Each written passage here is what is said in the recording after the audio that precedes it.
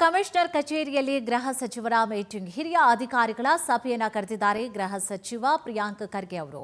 Police ಆಯುಕ್ತರು, ಹೆಚ್ಚುವರಿ ಆಯುಕ್ತರು, ಜಂಟಿ ಆಯುಕ್ತರು, ಸಂಚಾರಿ ಪೊಲೀಸ್ ಆಯುಕ್ತರು ಎಲ್ಲ ವಿಭಾಗದ ಡಿಸಿಪಿಗಳ ಜೊತೆ ಸಭೆ ಮಾಡಲಿದ್ದಾರೆ. ಹಿರಿಯ ಅಧಿಕಾರಿಗಳ ಸಭೆ ಕರೆದಿದ್ದಾರೆ ಗೃಹ ಸಚಿವ ಪ್ರಿಯಾಂಕ್ ಖರ್ಗೆ ಅವರು.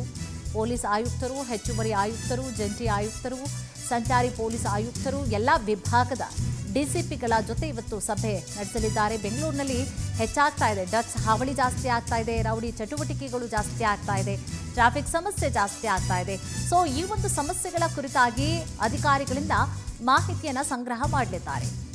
2 ದಿನಗಳ ಹಿಂದಷ್ಟೇ ಡಿಜಿ ಐಜಿಪಿ ಕಚೇರಿಯಲ್ಲಿ ಅಧಿಕಾರಿಗಳ ಜೊತೆಯಲ್ಲಿ ಸಭೆ ಮಾಡಿದ್ರು. ಎಸ್ಪಿ ದರ್ಜೆಯಿಂದ ಡಿಜಿ ದರ್ಜೆ ಅಧಿಕಾರಿಗಳ ಜೊತೆ ಚರ್ಚೆ ಮಾಡಿದ್ರು. ಇವತ್ತು ಪೊಲೀಸ್ ಅಧಿಕಾರಿಗಳ ಜೊತೆಗಿನ ಸಭೆಗೆ ಸಕಲ ಸಿದ್ಧತೆಯನ್ನ ಮಾಡಿಕೊಂಡಿದ್ದಾರೆ.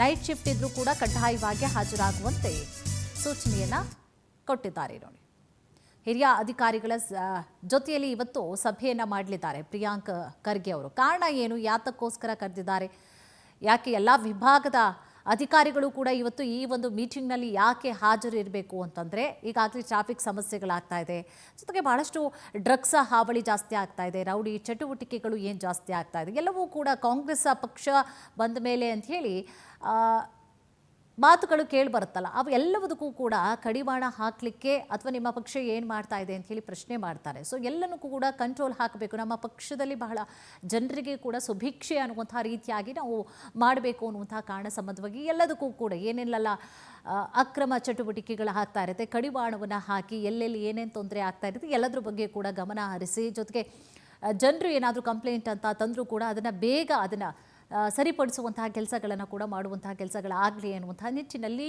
ಪ್ರಿಯಾಂಕ್ ಖರ್ಗೆ ಅವರು ಸಭೆಯನ್ನು ಕರೆದಿದ್ದಾರೆ.